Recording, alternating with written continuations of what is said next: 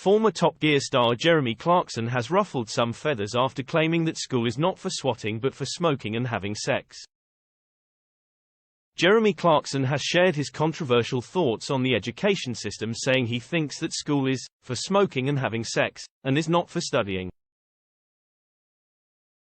The 63-year-old Clarkson, who famously flunked his A-levels, claimed that teenagers are under too much pressure to study for their exams, reports the Daily Star.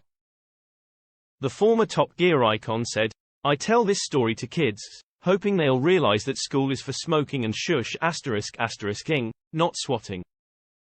But they all have it in their heads that without 4A**s and the first from Oxford, they're going to spend their lives endlessly asking customers if they've ever been to a harvester before."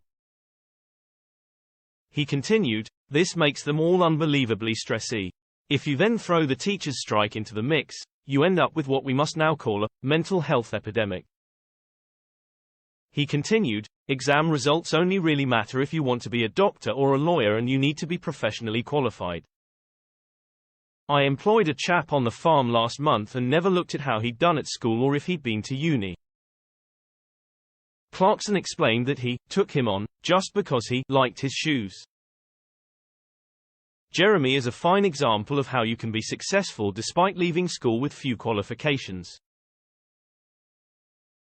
He is said to have amassed a personal fortune worth well over £50 million, with both Amazon and ITV reportedly paying him a combined £13 million each year. His impressive net worth spanning over a 35-year career has meant Jeremy has spared no expense building the perfect family home close to his diddly squat farm. In a recent column Jeremy wrote for The Times he claims he has one pair of shoes and doesn't enjoy spending money. He wrote, "I have that gene. I do not enjoy spending money, which is why I have one pair of shoes that I have worn every day for the last 6 years. My car is 17 years old. And my laptop may as well be made by Remington. If you have something that still works, I cannot for the life of me work out why you would want to replace it."